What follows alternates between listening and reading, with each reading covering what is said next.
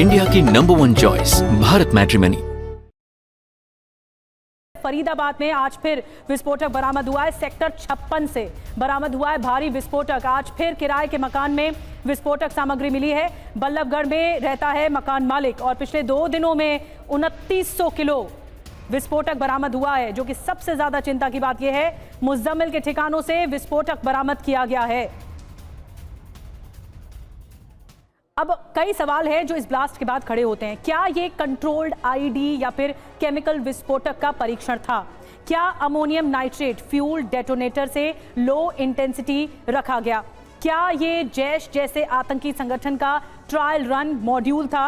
क्या ये जैश का ही मॉड्यूल था? क्या विस्फोटक को अल फलाह यूनिवर्सिटी के लैब में तैयार किया गया? ये बहुत महत्वपूर्ण सवाल है। कुलकर्णी साहब, मैं आपके पास आ रही हूं। अगर इन सवालों का आप जवाब देने की कोशिश करें तो क्या वाकई ये कनेक्शन मिलता है कि यही थ्योरी पर काम किया गया हो, आतंकी मॉड्यूलों के जरिए, या फरीदाबाद मॉड्यूल हो, या फिर लो इंटेंसिटी जानबूझ के रखा गया हो ताकि डराने की कोशिश हो, या फिर प्लान कुछ और था, हो कुछ और गया? निधि, बहुत बहुत धन्यवाद। लेकिन ये सोचने की बात है, अगर मैं आपका ध्यान ले जाऊं, यहाँ पे 2900 किलो अपने को एमोनिया नाइट्रेट मिला, जिसका जनरल दत्ता साहब ने बहुत अच्छी तरीके से समझाया कि किस तरीके से उसको बोलते हैं ANFO, यानी कि एमोनिया नाइट्रेट फ्यूल ऑयल के साथ मिलकर के उसको डेटोनेट किया जाता है। लेकिन अगर मैं आपका ध्यान ले जाऊँ 2020 जिसमें बेरूट में जो धमाका हुआ था, उसमें 2950 टन जो इस्तेमाल किया गया, जो शिपयार्ड में था बेरूट के, जिसमें 3 लाख लोग बेघर हुए। ये शॉकवेव में जाता है। इसका इसीलिए आप जैसे बता रही हैं स्प्लिंटर्स नहीं हुए, ये शॉकवेव में जाता है। और उस शॉकवेव के कारण ये जो जितना नुकसान हुआ, जो गाड़ियों को आग लगी, बाकी बस को आग लगी, अपने कार्स में या फिर ई स्कूटर्स में या 3 व्हीलर्स में ये जो आग लगी और लोग मारे गए, यही कारण था। और ये कोई बड़ी मुश्किल नहीं है इसको बनाना।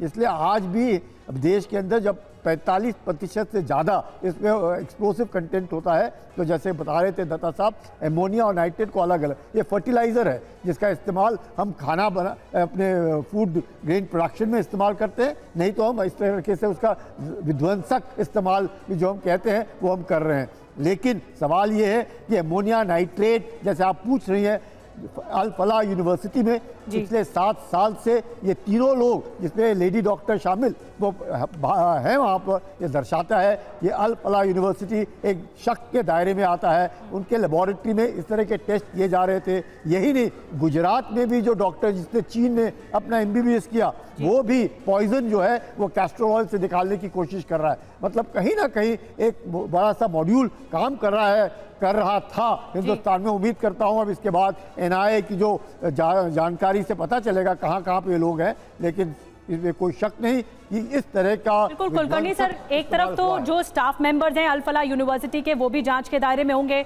वहाँ का लैब, वहाँ का स्टाफ, वहाँ का पूरा यूनिवर्सिटी का जो कार्यालय है वो भी, ये सब जांच का विषय है, जहाँ पर टीम पहुंची हुई है। और एक और बड़ी खबर है, संजीव जायसवाल जी भी हमारे साथ मौजूद है, उनके पास जाएं। लेकिन बड़ी खबर बता दें, फरीदाबाद में आज फिर विस्फोटक बरामद हुआ है। फरीदाबाद से लगातार विस्फोटक बरामद हो रहा है। आज फिर बरामद हुआ है, सेक्टर 56 से बरामद हुआ है भारी विस्फोटक। आज फिर किराए के मकान में विस्फोटक मिला है और बल्लभगढ़ में रहता है मकान मालिक।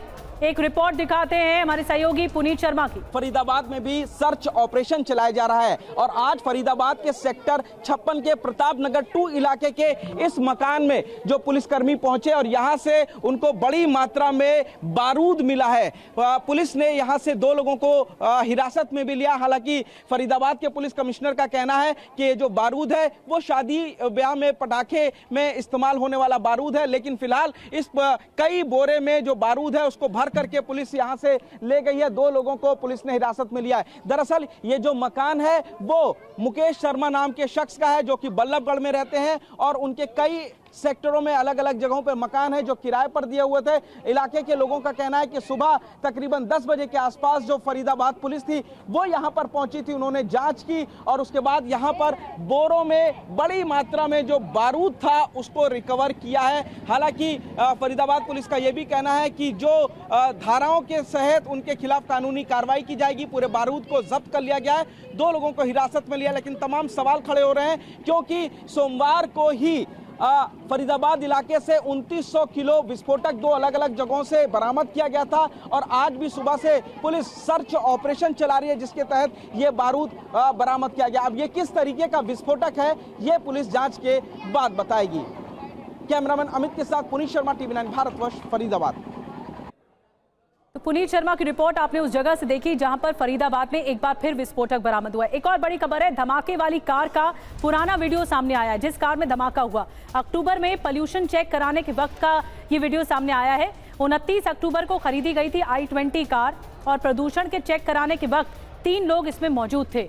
ये जब प्रदूषण का जो सर्टिफिकेट है वो लेने आई थी ये कार और उस वक्त की ये तस्वीरें कैद हो गई कैमरे में, CCTV में कैद हो गई i20 कार की तस्वीरें। इंडिया की नंबर 1 चॉइस भारत मैट्रिमनी।